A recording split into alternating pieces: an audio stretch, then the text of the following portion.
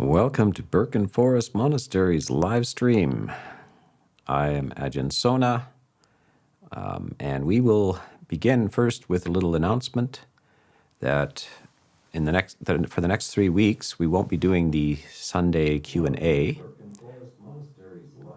but we will be doing a 6-day retreat, and that will happen from the 26th of December to the 31st of December, and it will be on the 7 factors of awakening. And there will also be 5 days of questions and answers, and those questions and answers will give you your money's worth because we will be skipping 3 Q&As but having 5 instead every day. From the 27th to the 31st, the Q&As at the regular time of 4 p.m. And the talks will go out every day for 6 days in a row. And that's about it. So join us for the 7 Factors of Enlightenment retreat, 26th of December to the 31st of December.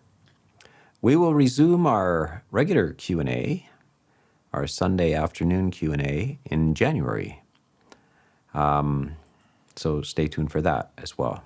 And you can look up the schedules on our website, or also just stay tuned to the YouTube channel and you will see the opportunity to join in. Okay, so let's go ahead with our first question. Ajahn, our first question is from the live chat from Chris in Montreal, Canada. Dear Ajahn Sona, when you lived as a lay hermit in the forest, what did a typical day look like for you?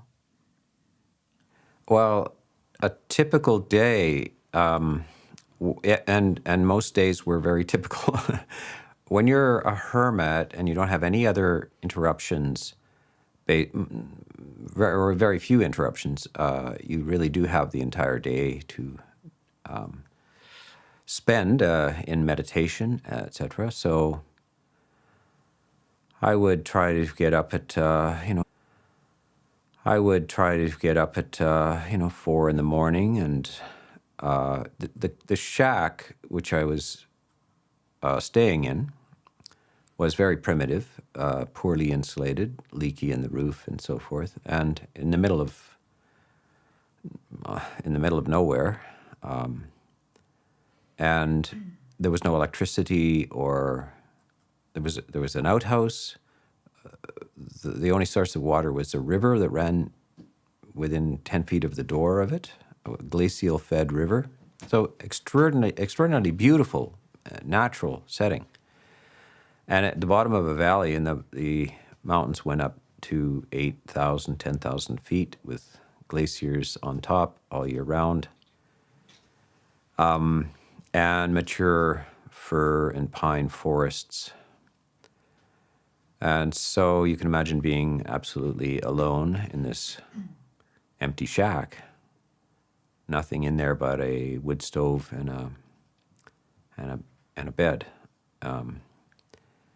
So you get up in the morning and you try to wake up properly and meditate. And then sometime once the light comes up, by the way, the light is provided by either a candle or a kerosene lamp. And so you would just meditate for a few hours, and then when dawn comes, I would I would take some flour. By the way, so there's no refrigeration or anything. I had to keep food as well as they could there without refrigeration. So I would just take some flour out of a bag and mix it with water and pour a little bit of oil and pour it in a frying pan on top of the wood stove and make a little piece of bread. And then out of my kilogram of peanut butter, which I bought every couple of weeks, I would eat that. And then basically go for a walk, usually outside, in all weathers, especially in the first year. So each year, it varied slightly. At first, when you first arrive there, it's kind of a staggering solitude. It feels like you're the last survivor of some sort of giant holocaust that happened to the rest of the population of the earth. You feel like you're the last person who has survived. There's no humans around. And there's nothing to do and nowhere to go.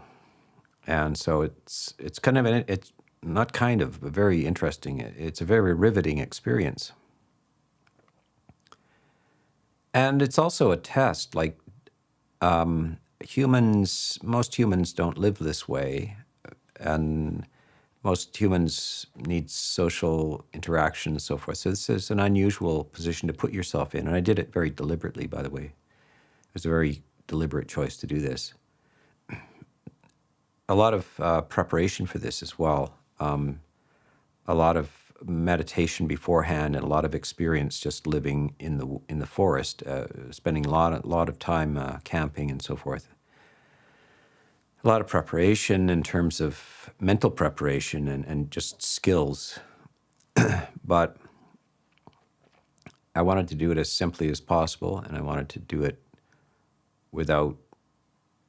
also, the shack itself was somewhat dilapidated, and I didn't want to fix it up. I wanted to just tolerate it.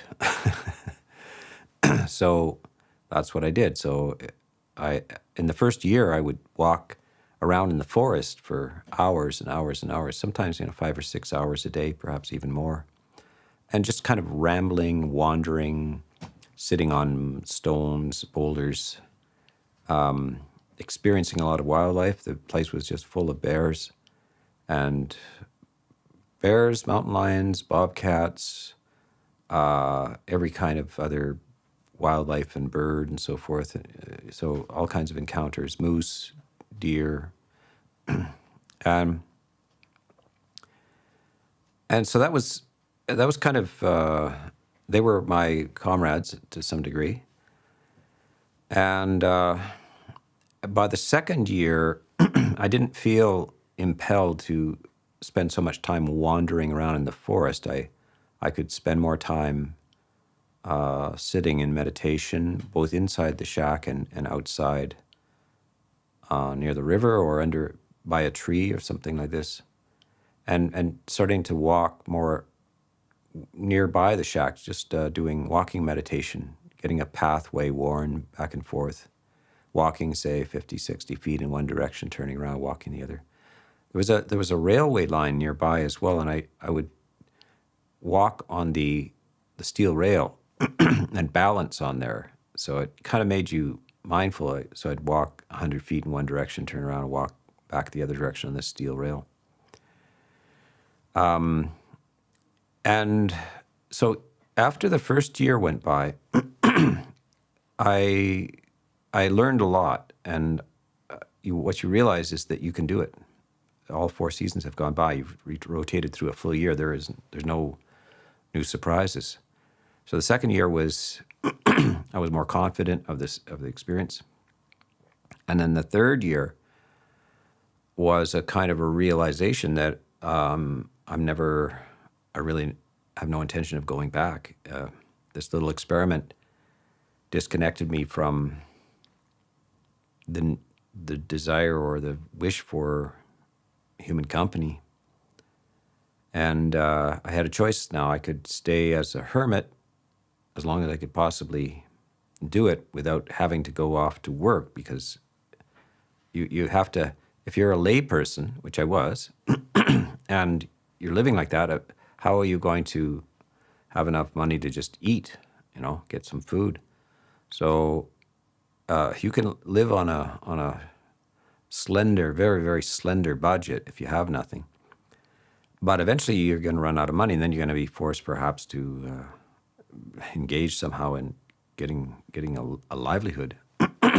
But so the other alternative is to become formally ordained as a monk and commit to for a lifetime of living like that. So I did choose the fully the formal monastic ordination. And it was a very good choice. But I also have very fond memories of being a lay hermit. And there are some advantages to being a lay hermit over the monastic life, and there are advantages in the monastic life over being a lay hermit as well. So it was a very wonderful spiritual adventure. But you have all day long, and I purposely didn't have any kind of distractions like newspapers, radios, telephones, books, or anything like that. I had a few Buddhist texts, and during that time I read a few books, maybe a little on Greek philosophy or something like this, just interested in what they had to say. I reread Walden while I was there. Thoreau's experiment with 2 years, 2 months in his little shack. And I remember the day where I realized I had spent more than 2 years and 2 months. I'd outdone Thoreau in my little cabin.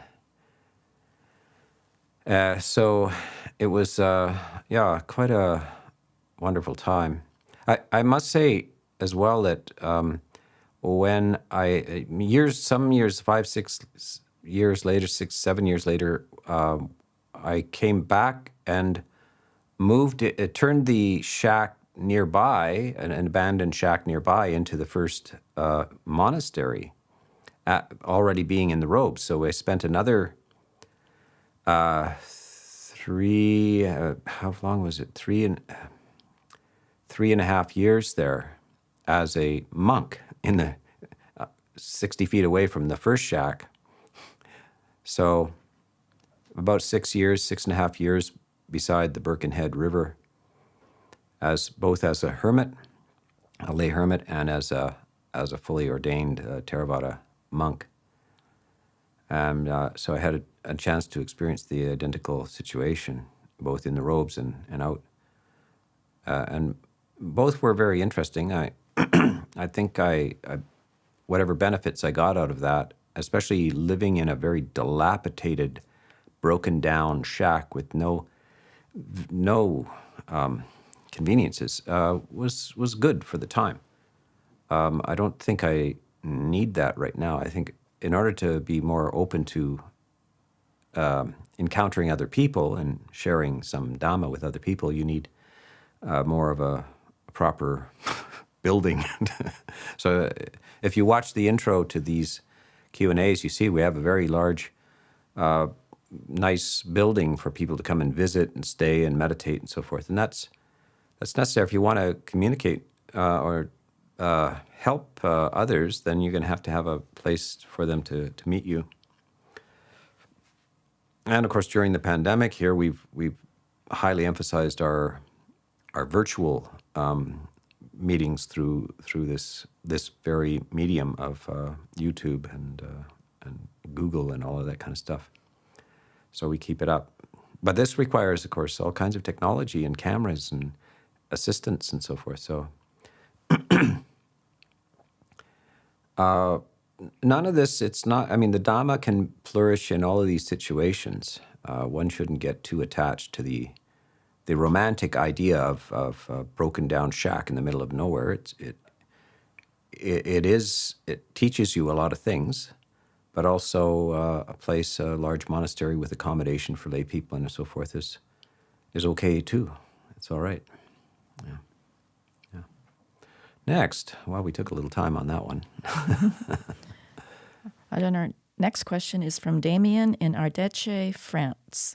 Can you say something about mental illness, such as hallucination, delirium, deep mental instability, and the link with states of consciousness, citta and mental factors, cetasika, and how can meditation help people in crisis? Yeah, I don't think we have to get into the technical terms of cetasikas and citta and so forth. These are just Pali words for mental processes. thought processes. Mental illness was perfectly well known at the time of the Buddha. It's perfectly clear. There are a number of the rules were which the monks have to follow were broken by monks who were experiencing mental illness, and that there is an exemption for things done when you're not in a responsible state of mind. Just as in the law, not guilty by reason of insanity and so forth. So delusion and psychotic states and so forth are perfectly described in the time of the Buddha. Some of also people coming out of those states and benefiting greatly from the practice of insight or like the right view of things, and then some calming meditations, loving kindness, and so forth. But this has to be done quite skillfully. I think that there's huge benefits to it. If in Thailand and in Asia, I saw that people in a faith culture, a Buddhist faith culture, who are experiencing mental illness will sometimes go to monasteries and stay there for a while, and the monks will accept them for periods of time. And I saw them come out of states of pretty significant delusions, and but part of that is that even in a state of confusion like that, they have great faith, and they have a sense that this is a safe and secure place, and a lot of confidence in the people. So it can be therapeutic to do that. I would say, though, in meditation courses, this happens perhaps too frequently. I think here I'm very careful not to allow people to enter extended retreats who have not done retreats before and practiced meditation quite a bit, because in-depth meditation over a period of 10 days or so can put some people off into a state of delusion and even psychotic episodes. And I think all of the retreat centers and so forth, they need to be very careful about this. This is a very unusual use of the mind, and people aren't used to it. And if they just drop into these things, then all kinds of weird psychic side effects can happen to people. So it's not just just come and meditate and we'll cure everything. It just doesn't work that way. But certainly there can be all kinds of social reasons why people lose it, and quite often it's cruelty and a society that is excessively competitive or critical, a family structure, all kinds of social reasons that the Buddha tries to address. Is like to take those elements away and treat people with great kindness and compassion, and sometimes that's a very healing situation for people. But some of these mental illnesses have very deep roots in it, and Western psychiatry and psychology have not been able to really touch some of the deeper situations.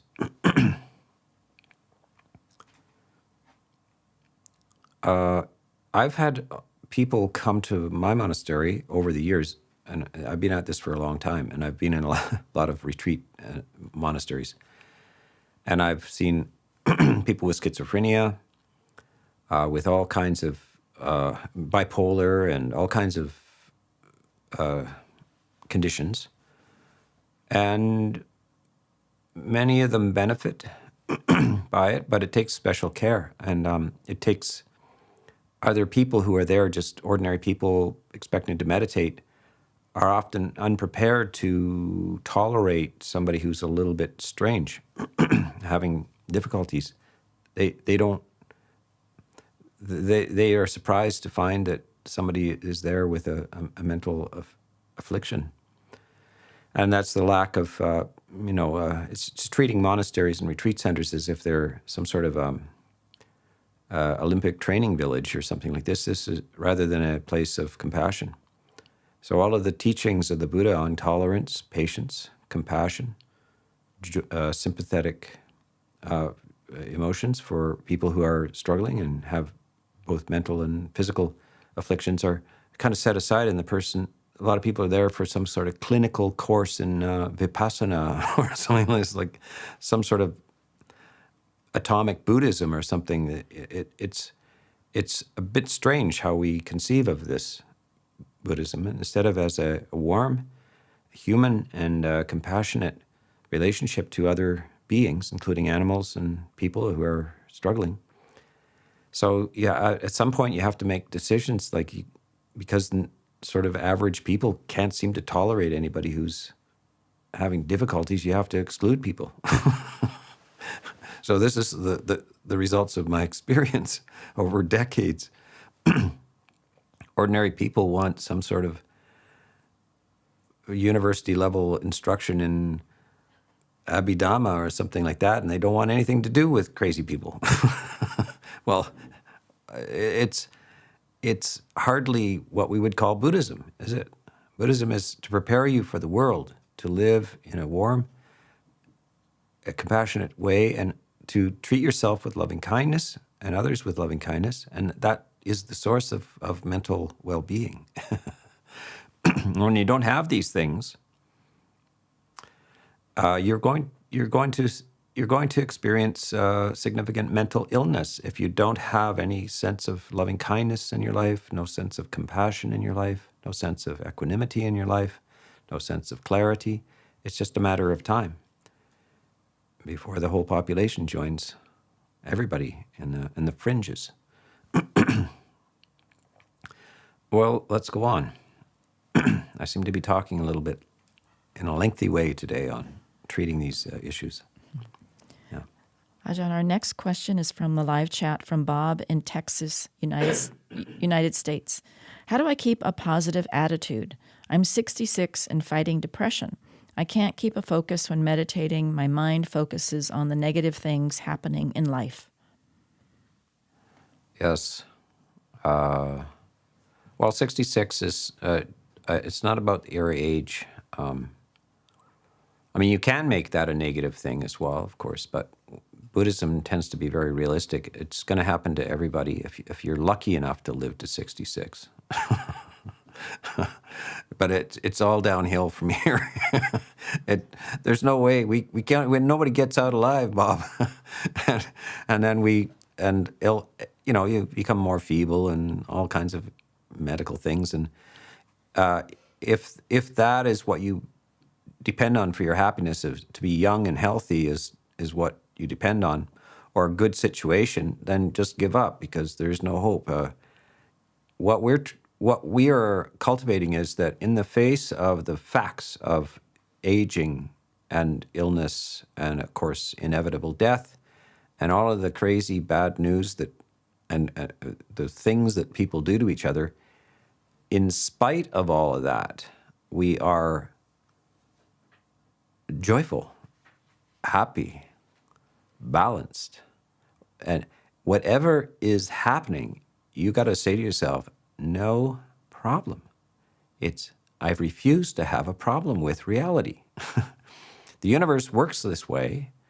This is how people are. People are all, there's all kind of spectrum of people, some very beautiful, some very cruel, very criminal, some manipulative, etc. No problem. The idea is not to have a problem. And you're the only one that can decide to do that. And you let the universe run itself. You stop criticizing the universe, arguing with the universe, deciding who should be running the country. So politics these days are a source of emotional distress for a lot of people. Stop making it a source of distress for you. Your relatives are often a source of distress for you. Stop making them a source of distress for you. Your acquaintances, strangers on the street sometimes are nasty. No problem. This is what you have to do: is you establish yourself in a philosophy that it doesn't have to be a problem. You let the universe outside yourself run it any way it wants, because it doesn't listen to you. It's not interested in your opinions. So you stop having opinions about the matter. You conduct yourself in an upright, virtuous way. And of course, one of the ways to cheer up is to do a little bit of good. Just, I don't know, go to the food, drop something off at the food bank. Maybe go to the pet shelter or the animal shelter and walk a dog. Get some exercise. Stop watching the TV so much. Stop watching the nasty stuff on YouTube and all that kind of stuff. Stop reading these terrible incendiary newspaper stuff. Just stop that. Why would you do that to yourself? Just stop that. And then hang out with good people who cheer you up, like me. Yeah. I'm talking to you as an elder, Bob. You're still a youngster at 66. I'm 68, so it does. So, yeah, cheer up without denying reality. You don't need things to go well to cheer up. You cheer up in spite of the fact that things ultimately sometimes go well, sometimes don't. It's not a problem either direction. That's not how you establish your well-being and happiness. So you decide, and you make the unconditional commitment to some stability and joy in your life, and then you share it whenever you can, and don't worry about other people's actions and reactions to it all. Okay, next. Our next question is from Damadasi in Bosnia-Herzegovina. Ajahn Sona, can you please explain a little bit of the fifth factor of awakening, passaddhi, tranquility, and how it's cultivated? Well, I would, Dhammadasi, except that, as I just announced at the beginning of this, that I am going to give an entire talk on this, which should be maybe 35, 40 minutes long, as part of the 7 factors of enlightenment. So passaddhi, this tranquility, this serene good health of the mind, is part of the 7 factors of awakening. It is the 5th factor of the 7 factors. And you stay tuned starting December 26th for the full 7 factors retreat. It will take 6 days, and I will fully explore that particular factor. So I won't use up our time now for that. Our next question is from Nehru in Brampton, Ontario, Canada. Is it necessary to be mindful of the body always, or just being mindful of feelings is enough? Is there any detrimental impact of not being aware of what's happening in the body? Yeah, I think that's a little misdirection. You get meditation courses where you're supposed to attend to the body or the sensations in the body, like a whole preoccupation with sensations in the body. That's only one sort of focus of mindfulness. It's not necessary to be always aware of what's going on in your body. Your mind, what really is important is what's going on in your mind, and to know the difference between negative mental states and positive mental states, which ones to free yourself from and to prevent the re-arising of, and which ones to maintain and sustain and cultivate. And this is called right effort. So mindfulness types of courses quite often are not really Buddhist courses. So Buddhism has something called right mindfulness, and it also has right effort.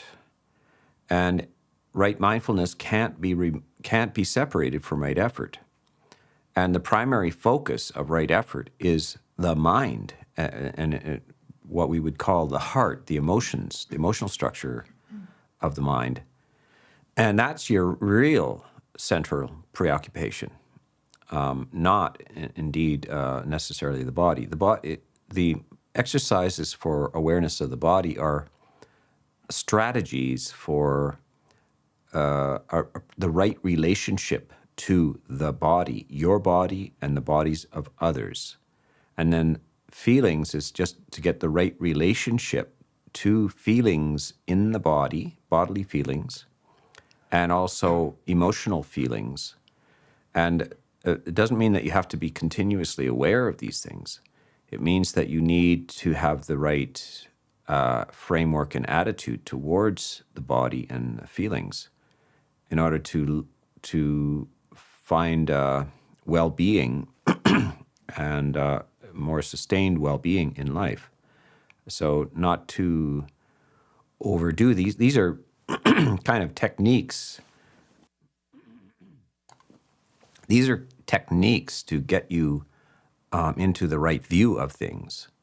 But at some point, the exercises are enough. It's like a musician learning to play scales, but you don't go out on stage and play the scales. The scales are helpful for you to make the music. You need to be able to make your fingers move around on the keyboard, but that's not the point of the exercise. That the exercise enables you to experience this wonderful liberation and freedom. So that's the kind of the orientation for this. Yeah. Next question is from the live chat from AS in Florida. I am reading Ajahn Jayasaro's Stillness Flowing, and he mentions gratitude and the unique relationship it has in Thai culture. Can you speak to this and to understanding and developing gratitude on the path?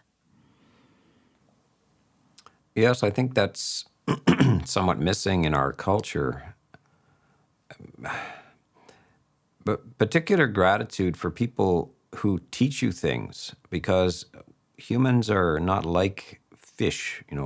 Fish they just spawn them and then leave. And then the fish seems to be able to figure everything out after that. Most animals, they only need a year or two, and then they're on their own. Humans just you 20 years and you're still just hardly can function. So you need a lot of teaching. Humans need a lot of teaching, and you don't survive. You don't do well unless you have a lot of teaching, and your whole life depends on interaction with other wise people.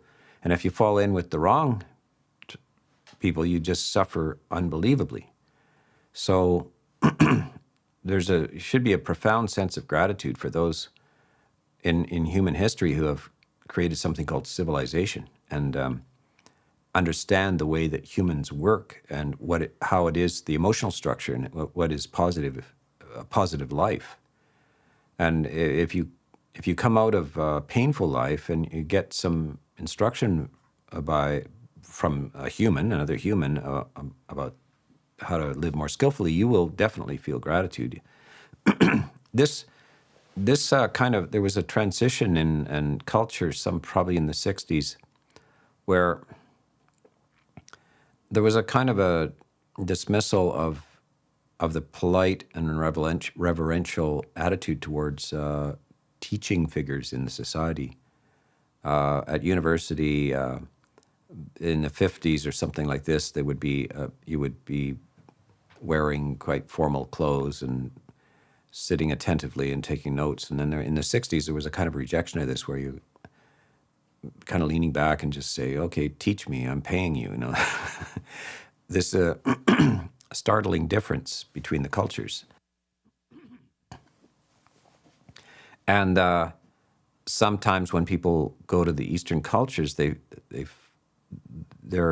very, especially if they're teaching in that culture, they are kind of surprised by the respect and gratitude that people who are learning from them show. So this is like when you lose gratitude, the capacity for gratitude for people who are actually improving your life. It's almost hopeless. So, and gratitude is a wonderful thing to have. So if you have benefited, gratitude comes up naturally. Yeah. Okay, next. Next question is from the live chat from Anonymous. If you enter fourth jhana, do you become an arahant? And or mastering jhana makes you an arahant?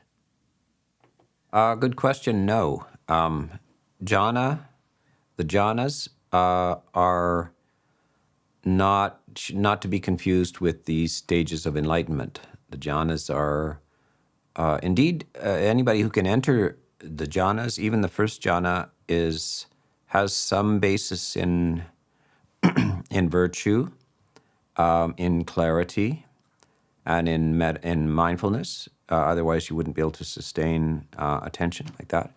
However, it doesn't necessarily indicate insight into the nature of reality. So, and some people seem to be confused about that. I think there are certain schools that attribute to enlightenment to the jhanas. The other opposite, the other opposite type of school is very dismissive of the jhanas, and doesn't think it has any use. It's you want to get on with enlightenment sort of thing. But the Buddha, obviously, the eighth factor of the Eightfold Path are the jhanas, and they conduce very well to the arrival of the stages of enlightenment. So they have a very interesting and important role between each other.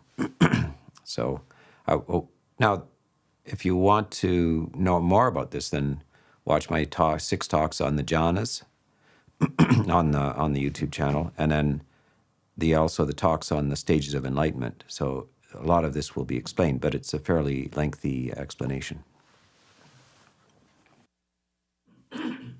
Ajahn, our next question is from Alex in Linkoping, Sweden. Why is it that kindness counts as a stupidity in the Western world? People can use you because of your kindness, and how can you avoid that? Well, that's true. It's a wrong understanding of what loving kindness is. Loving kindness is never a doormat. So sometimes maybe Christian concepts of loving kindness means that you prioritize everybody else's well-being over yours. But that is, you're missing something, and that is that you require loving kindness for yourself as well. So you never treat yourself bad. If you won't treat others badly, why would you treat yourself badly?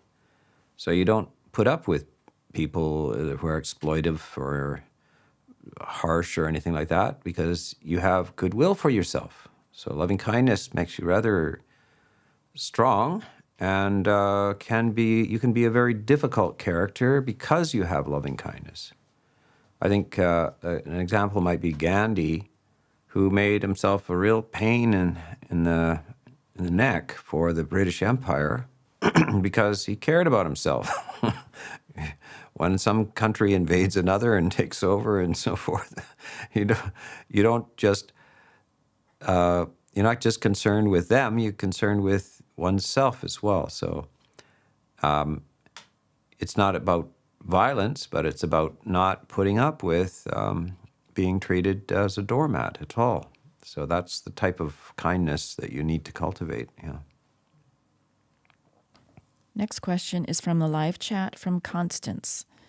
I'm in a very early recovery from a dangerous COVID experience and been crying. I feel gratitude, love of life, and deeper true desire to practice well, to cross the stream and leave the raft, as well as much awareness of the process of dying that I will go through. What is your response? Is this covetousness and grief to set aside?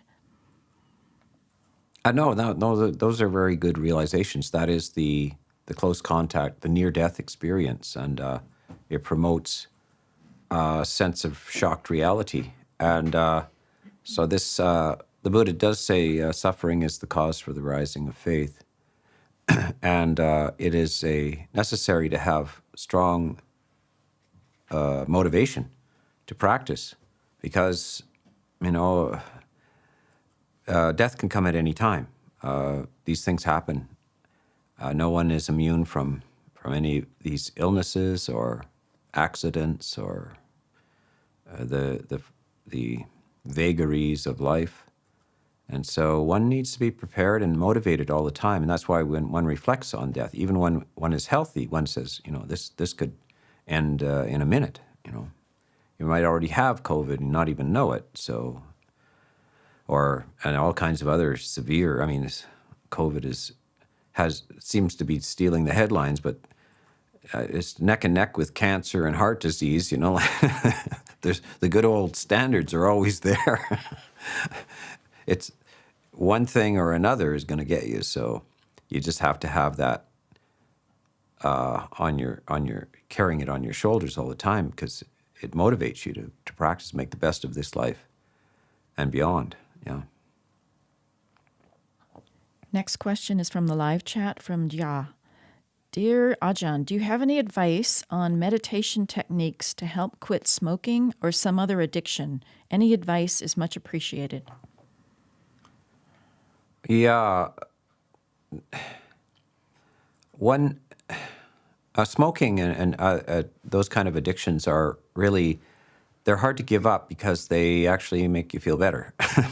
They actually, I'm not a smoker. Well, I used to smoke, but I quit when I was about 9. So, I'm not kidding, but it never did make me feel good. I guess that's why I quit. So, obviously, smokers find that it is a great friend. It's one of their best friends. So, it's really hard to give up your best friend. And many drugs are like that.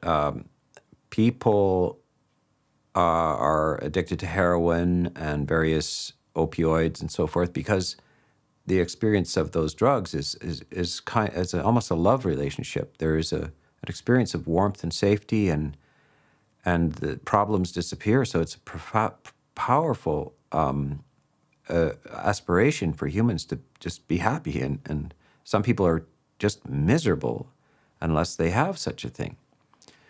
So you can see the case is that you're going to have to raise your sense of normal happiness without it. In order to sustain quitting, you're going to have to find a new way to feel well. And that's the real secret. So it's not a matter of just, I'm never going to smoke again. Well, it's a good determination. Some people manage to do that. But at the same time, something else has to take its place, because to stay in a permanent state of pain, when all you have to do is reach out and take something to relieve it, is a very difficult task. And you can maintain it for a while, but it's relentless. So eventually, usually you return to your habit, which the habit is that you want to feel better. So you got to find some alternative way to find well-being. And then when that happens, of course, often those type of habits and vices drop away. People take up, they overeat, they spend all day snacking and so forth. When they lose their love relationships, their warmth and so forth, they retreat to the fridge. But if they can get the warmth back and the nice relationship back, they don't need the fridge all the time. And people do all kinds of, like gambling and so forth. These are all ways of getting a little energy and positive lift in your life. But if you have other ways of doing that, then you won't need that. The other things fall away by themselves. So that's what one wants to do. This is the nature of religious experience and spiritual experiences, that transition to those, quite often vices and addictions fall away just naturally if you can find a bigger meaning in life, a stronger meaning in life, and a stronger connection, positive emotional connection with other beings as well. And then that enhances life, and you begin to feel life. This is quite difficult, and often addictions and so forth are associated with difficulties early in life. a lack of emotional nourishment and so forth, and then one is does not have experience of sustained well-being, and so you have to actually seek it out and learn it as an adult, what that is, and if it didn't come naturally in the family context and as in childhood, then it's quite a struggle to learn about these things. But you have to do whatever you have to do to learn about these things, to find your way to to be bathed in the proper internal chemicals of well-being. Yeah.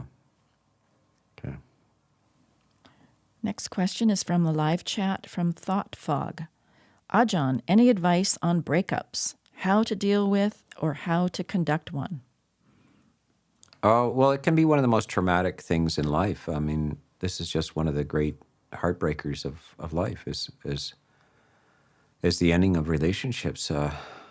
It's tough. Of course, there's a lot these days in this kind of culture. People go through several, maybe dozens of relationships, and hopefully they don't take them too seriously, but many people do, and so it is great tragedy for many. They take them very heavily.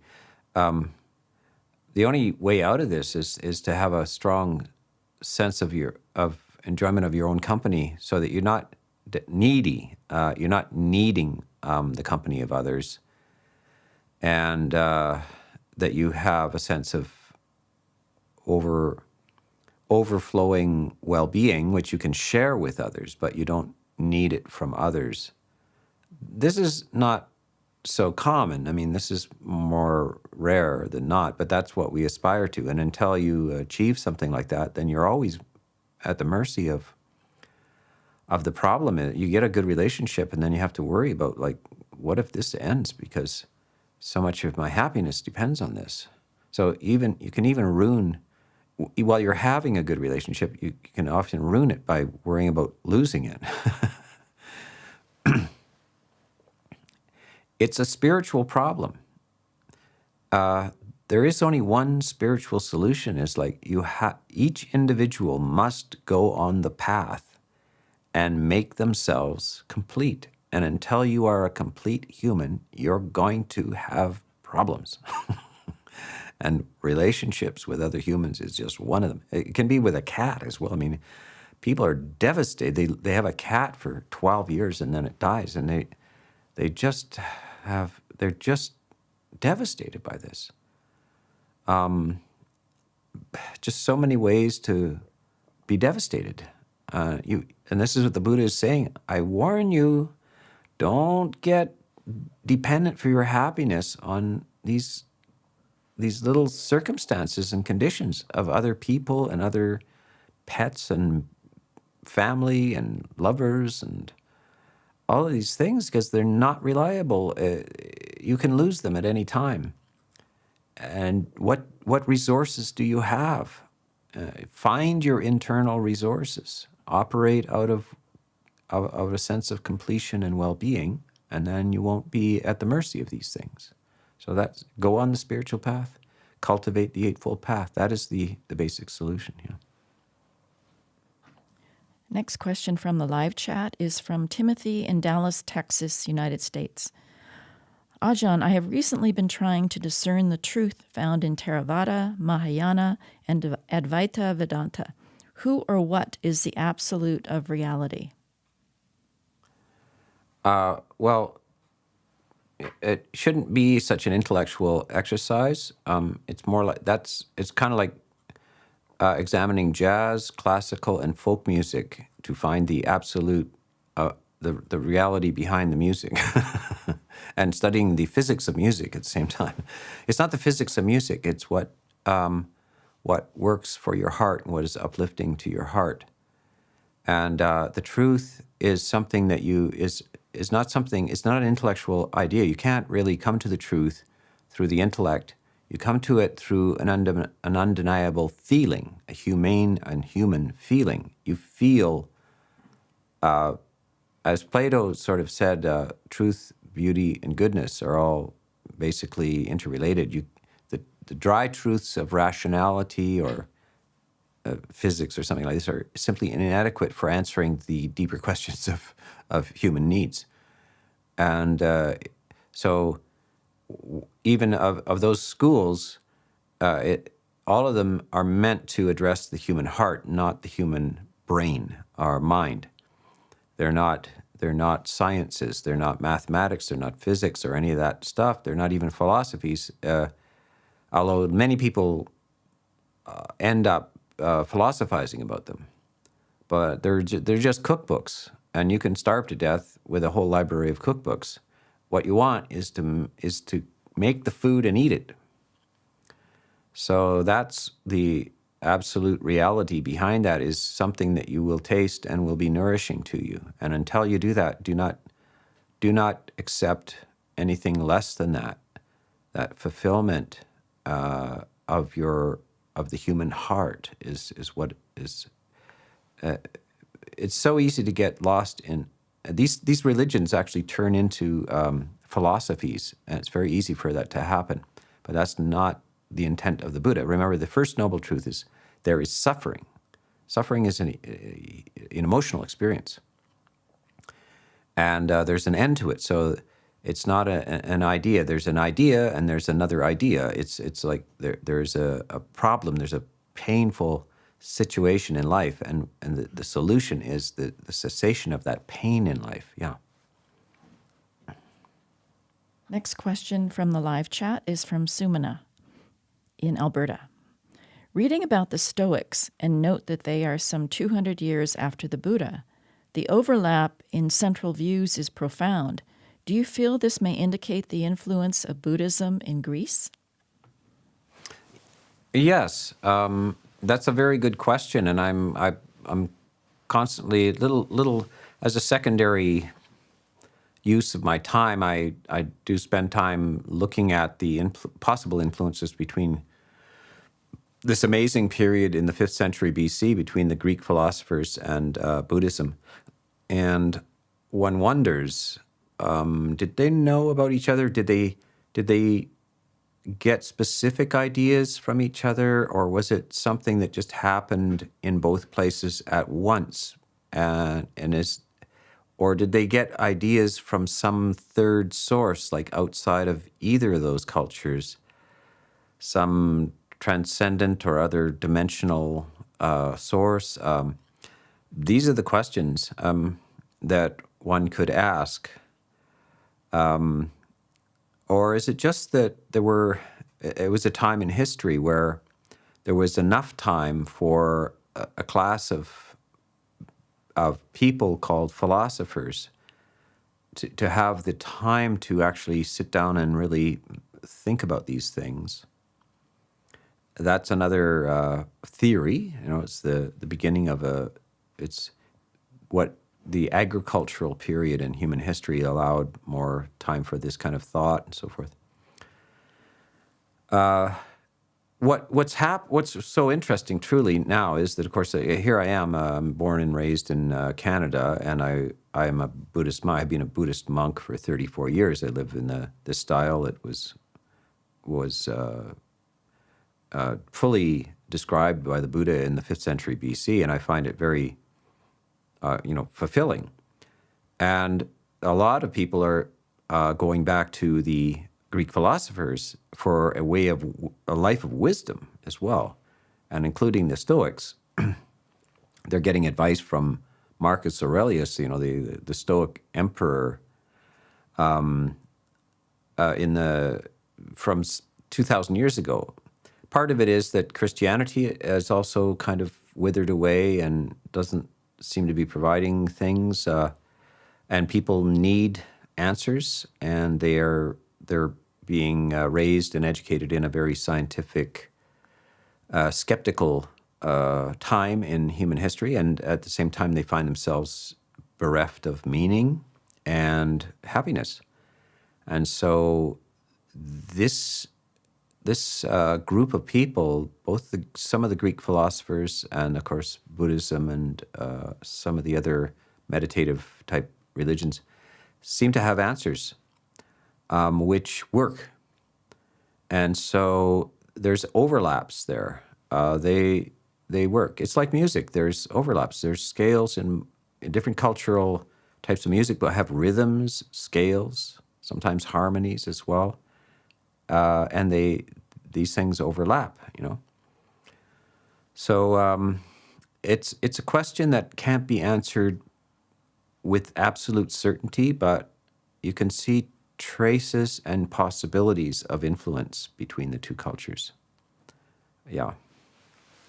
I'll probably give some whole long talks on this topic, but it requires quite a bit of study, familiarity with history and texts and so forth. So